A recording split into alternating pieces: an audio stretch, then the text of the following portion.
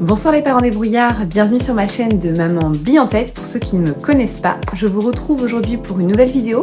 Nous allons parler de comment bien préparer sa rentrée scolaire, mais du côté de l'enseignant, du parent, on va dire instructeur, puisque cela concerne les familles qui instruisent leurs enfants à la maison. Mais également, pour les collègues, cela pourrait potentiellement les intéresser.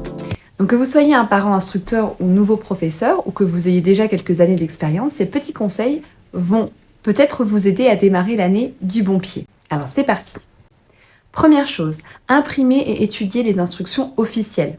Pour commencer, l'une des choses que je fais, et selon moi la chose qui est la plus importante à faire, c'est d'imprimer les instructions officielles et les programmes scolaires. Il est essentiel de les lire scrupuleusement et de les fluoter. Cela vous permettra de bien comprendre les attentes et les objectifs de l'année scolaire. Croyez-moi, ça fait toute la différence de bien connaître le cadre dans lequel vous allez évoluer. Vous mettez ça dans un classeur, par exemple, au tout début, avant vos intercalaires. Deuxième chose, achetez les manuels et regroupez les supports nécessaires. Ça prend un peu de temps de les sélectionner, c'est pour ça que j'ai consacré quand même pas mal de vidéos pour cela, pour pouvoir vous proposer un panel assez large. Donc il va être temps d'acheter les manuels scolaires et de regrouper tous les supports nécessaires. Assurez-vous d'avoir tous les livres, les cahiers d'exercices et autres ressources pédagogiques dont vous aurez besoin. Avoir tout sous la main dès le début vous permettra de planifier vos cours de manière efficace et de ne pas perdre de temps à chercher des documents à la dernière minute. Bien entendu, tout au long de l'année, vous allez pouvoir en trouver à nouveau, en chercher. 3. Faire un emploi du temps. Créer un emploi du temps bien structuré est crucial pour gérer votre temps.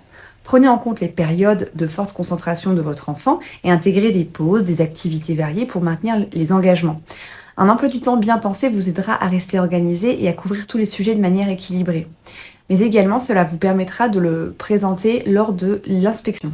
Un emploi du temps ne veut pas dire que vous allez suivre le rythme scolaire, mais cela vous permettra un petit peu de vous organiser. Et puis, à partir du cycle 2, de comptabiliser les heures consacrées en français, en maths ou autres. 4. Se créer un classeur avec des intercalaires pour chaque matière. Un autre conseil pratique est de vous créer un gros classeur avec des intercalaires pour chaque matière.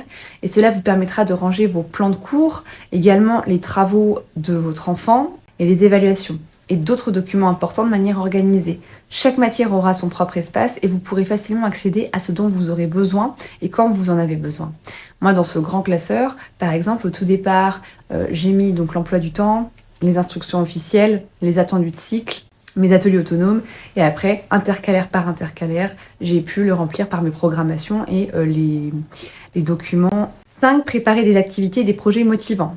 En plus des supports de cours, il est également essentiel de préparer des activités et des projets motivants. Pensez un petit peu à l'avance à vos sorties et puis essayez de tâtonner pour pouvoir trouver des activités motivantes pour votre enfant ou les élèves. Des projets collaboratifs, des ateliers pratiques et des sorties éducatives qui peuvent rendre l'apprentissage beaucoup plus dynamique et intéressant. N'oubliez pas d'inclure des moments de créativité et des jeux pour que l'enfant reste enthousiaste et engagé.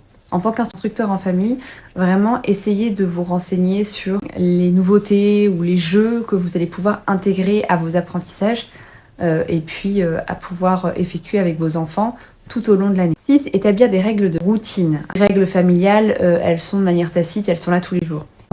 Et en fait, votre enfant va avoir besoin de structure pour se sentir en sécurité et qu'on comprenne ce qui est attendu de lui. Donc parlez-lui des règles, des routines, des quotidiennes. Créez un environnement d'apprentissage positif et respectueux. La routine, je mets ça aussi dans les rituels, c'est bien à chaque fois que l'enfant finalement sache ce qu'il a à faire. 7. Utilisez un agenda et un code couleur pour vous. Donc prenez un agenda. Moi ce que j'aime bien faire, c'est en fait de noter les projets que j'ai à faire, les activités que je vais faire ponctuellement ou régulièrement. Par exemple pour le cahier du bonhomme.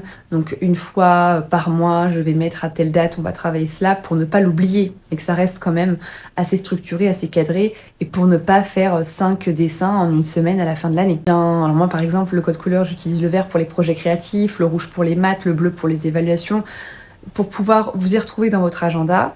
Et ça va vous aider à visualiser rapidement votre planning et à rester organisé tout au long de l'année.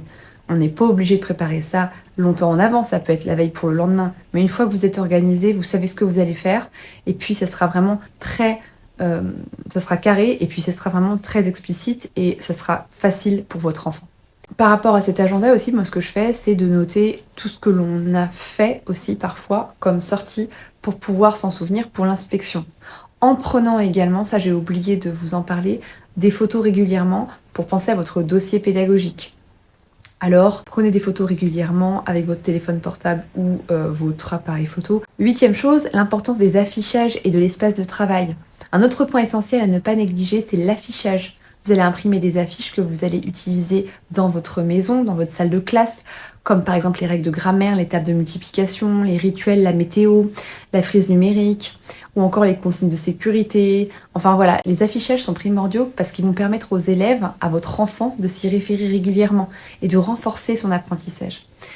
De plus, pensez à l'espace d'écriture de votre enfant. Assurez-vous que à chaque fois, il dispose d'une chaise et d'un bureau adapté à sa taille pour qu'il puisse être à l'aise pendant les activités d'écriture. Un espace de travail ergonomique peut grandement améliorer la concentration et le confort de votre enfant.